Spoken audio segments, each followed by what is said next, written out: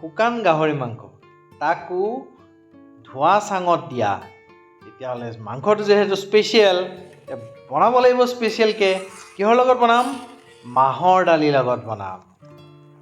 গতিকে দেৰি নকৰোঁ আৰু আৰম্ভ কৰি দিব লওক প্ৰথমতে মাহৰ দালিখিনি এঘণ্টামান ভালদৰে ভিজাই ৰখা গৈছিল তাৰপাছত ভালদৰে ধুই মেলি এতিয়া প্ৰেছাৰত দি দিম প্ৰেছাৰত 5টা চিটি মাৰি দিম এইখিনি চাওক স্পেচিয়েল মাংস শুকান গাহৰি তাকো ধোঁৱা চাঙত দিয়া কেৰাহী গৰম হৈ গ'ল তেল দি দিলোঁ শুকান জলকীয়া 2টা দিছোঁ তেজপাত দুখিলা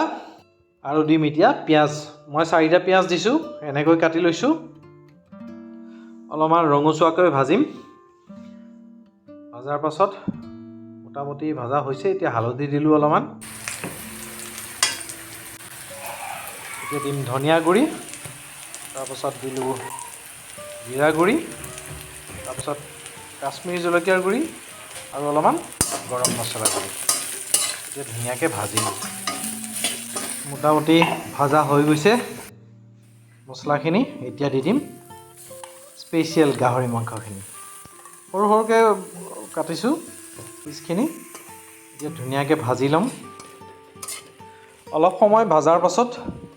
এতিয়া দিম আদা নহৰুখিনি দি পেলাই অলপমান ভালদৰে লৰাই দিম অলপমান ভাজিম আৰু এতিয়া অলপমান মই পানী দিম যাতে মছলাখিনি ভালদৰে মিক্স হৈ যায় অলপ সময়ৰ কাৰণে ঢাকনখন দি দিম এতিয়া যাতে ভালদৰে সিজি যায়গৈ একেবাৰে সহজ আপোনালোকে সকলোৱে বনাব পাৰিব মোটামুটি হ'লেই বুলি ধৰক আৰু মাংস মই নিমখখিনি দিওঁতে ৰেকৰ্ডিং কৰিবলৈ থাকি গ'ল মই মছলাখিনি দিওঁতেই নিমখখিনি দি দিছিলোঁ আপোনালোকেও সেইটো হিচাপ মতে দি দিব আজি মাংসখিনি বনাওঁতে মোৰ বাইদেউ সহায় কৰি আছে মাজে মাজে এতিয়া দি দিম প্ৰেছাৰত দিয়া মাহৰ দালিখিনি ধুনীয়াকৈ সিজি গৈছে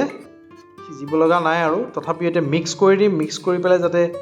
মাংসৰ সোৱাদখিনি যাতে দালিত মিক্স হৈ যায় মোটামুটি হৈ গৈছে এতিয়া অলপমান উতলিব দিম অলপমান ঢাকনখন দি দিছোঁ এয়া আমাৰ মাটিমাহৰ লগত শুকান গাহৰি মাংস ৰেডি এই মাংসখিনি আচলতে য'তে ত'তে নাপায় মই গুৱাহাটীৰে বৰবাৰী অঞ্চলৰ পৰা লৈছিলোঁ এইখিনি মাংস বাকী ভিডিঅ'টো চাই কেনে পালে জনাব পুনৰ লগ পাম ধন্যবাদ